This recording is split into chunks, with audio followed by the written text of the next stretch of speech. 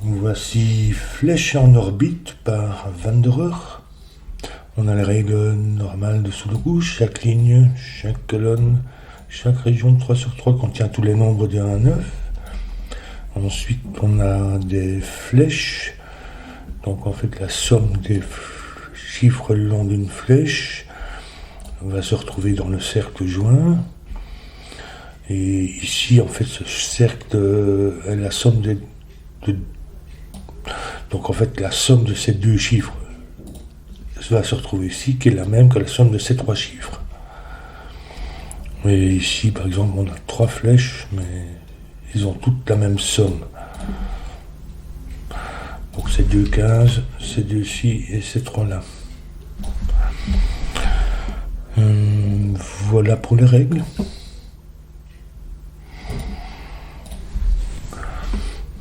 Alors ici, on a des flèches de 3 chaque fois. Donc le minimum c'est 1, 2, 3 qui font 6. Donc ici, c'est 6, 8 ou 9.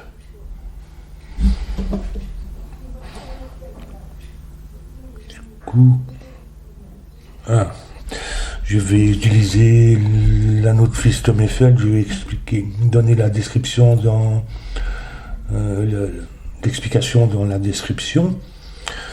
Donc en fait, ces 16 cases chiffres ci, en vert ici, sont les mêmes que les 16 chiffres qui se retrouvent dans les 4 carrés ici, que je vais mettre en rose. Et donc, on sait qu'on doit avoir au moins 4 chiffres élevés dans les verts. Il y en a 2 qui peuvent venir ici, mais les 2 autres vont se retrouver sur les flèches, qui sont chacune des flèches de 3. C'est-à-dire que 2 autres chiffres élevés se retrouvent sur les flèches, et le maximum étant 6. Parce que ça ferait 6, 1, 2, ou 6, 1, 2, comme ça. Ou ici. Donc en fait, on va avoir 2 6 qui vont donner des totaux de 9. Donc 2 6 et 2 9. Peu importe si se trouve. En fait, oui, va nécessairement se retrouver là.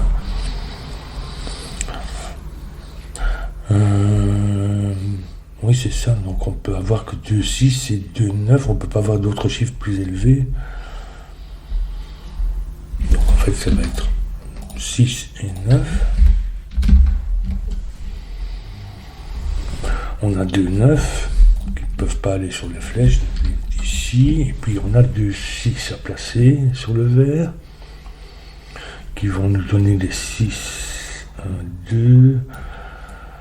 Et puis le 6 lui-même va nous donner 1, 2, 3.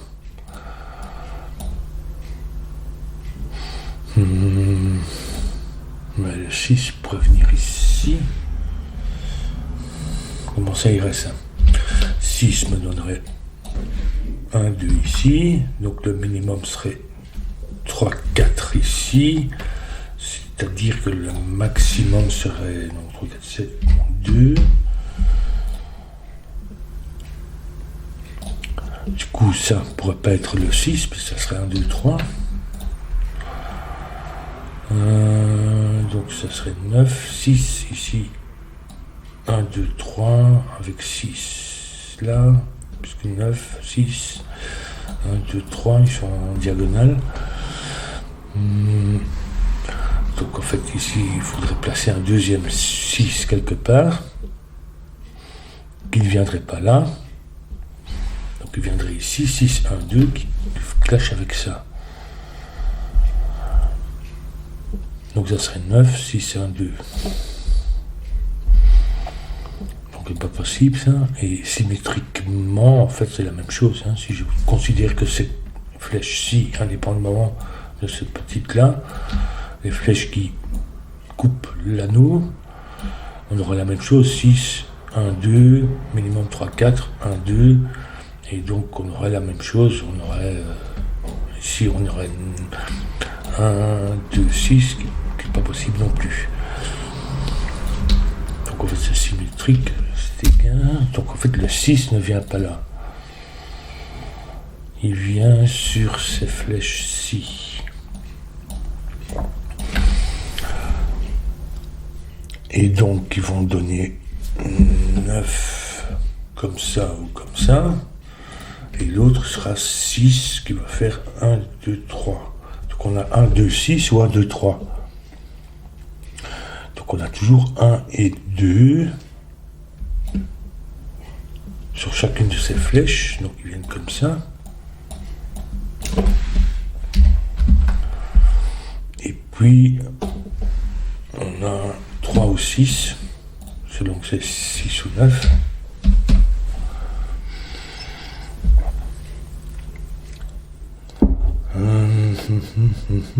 Et donc du coup ici comment ça va?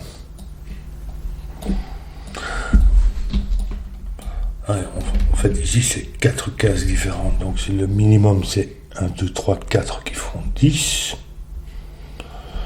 Donc ici le maximum ça va être pour faire 18, puisque ça fait 18, le maximum ça ferait 8. Et c'est pas 1, 2, 3, le minimum ici c'est 4, et 4 qui font 8, le minimum c'est 1, 2, 3, 4 qui font 10, donc 18, ça doit être ça. Donc 1, 2, 3, 4, sauf qu'on a une paire 1, 2, donc 1, 2, on se trouve ici, 3, 4,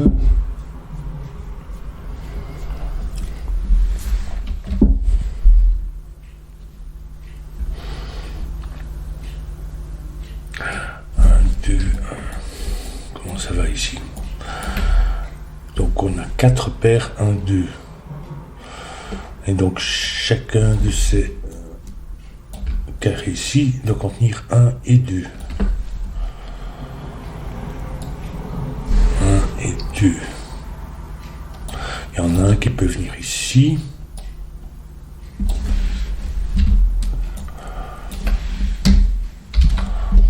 Il y en a un qui peut venir ici, donc il y en a au moins un ici.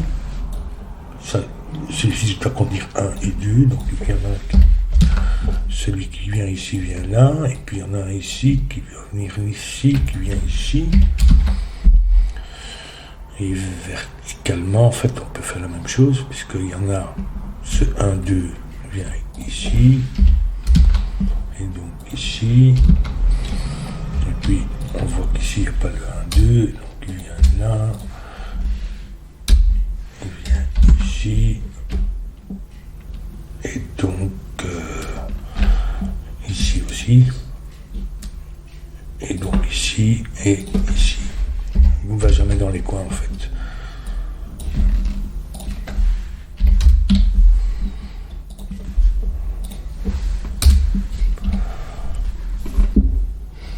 Il me manque encore donc les 6, je les ai, il me manque 3 et 4.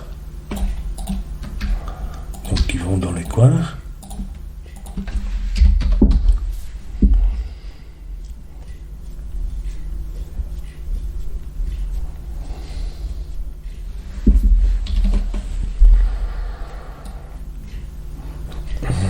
Ça c'est minimum 3, 5 qui font 8, ça peut pas être 9 parce qu'on a 6, 9 ici, donc ça doit être ça. 3, 5, mais on sait que le 3 vient ici, qui font 8. Il nous manque 4 et 7, le 4 vient là, 7. Donc ça fait 3, 4, 3, qui nous font 6 ici, et 3 là, qui nous font les 9 là, et les 6 ici.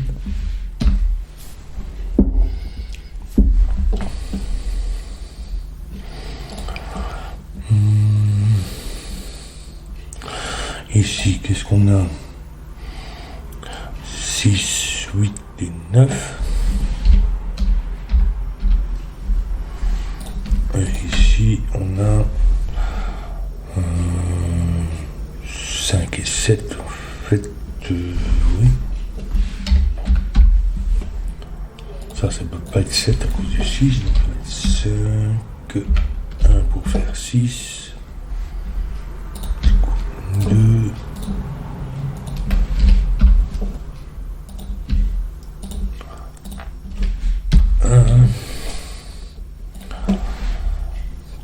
7 ici, 2, 7 font 9.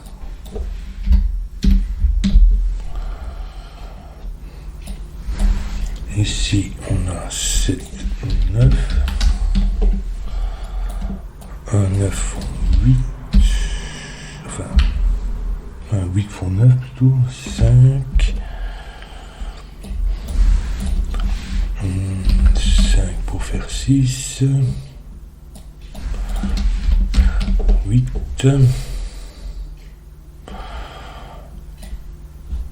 on fait 5 ici. 8.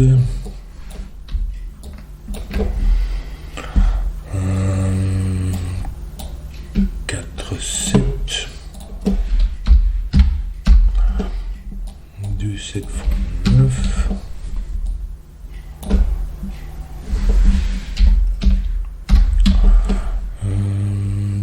Ici, encore un 9 et un 7.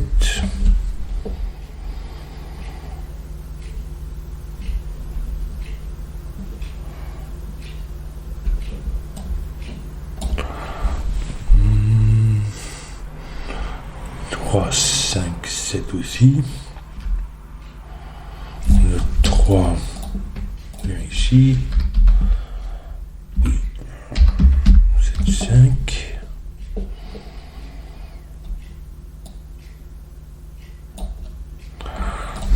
Si c'est 3, ça fait 6. 4 fait, ça peut pas être 4, 5, donc ça fait 3. 6. 4, donc 8. 1 pour faire 9. 2, 3, 4 faut bien 9, oui. 2.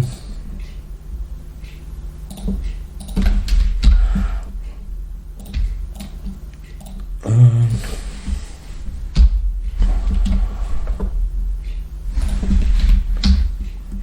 6. 8, 6. 8, 9. Bien là. Ça c'est un 7 pour la colonne. 5 et 8 ici.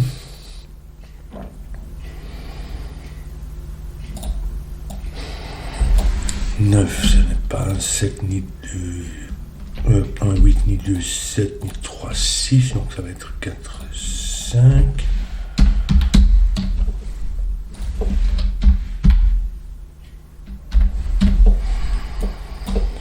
Ici, il nous manque 3 et 7 pour la colonne.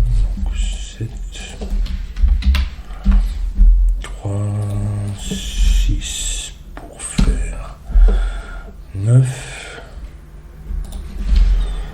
6, ça va être 7. 3 et 8. Ça c'est un 8 du coup. Ici il nous manque 4 et 5 pour terminer le puzzle. Et voilà. Je crois que sans utiliser l'anneau de Fiston Eiffel, ça serait vraiment très difficile ici, dans ce cas-ci. C'est vraiment basé sur cette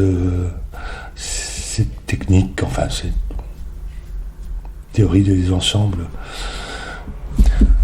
Voilà.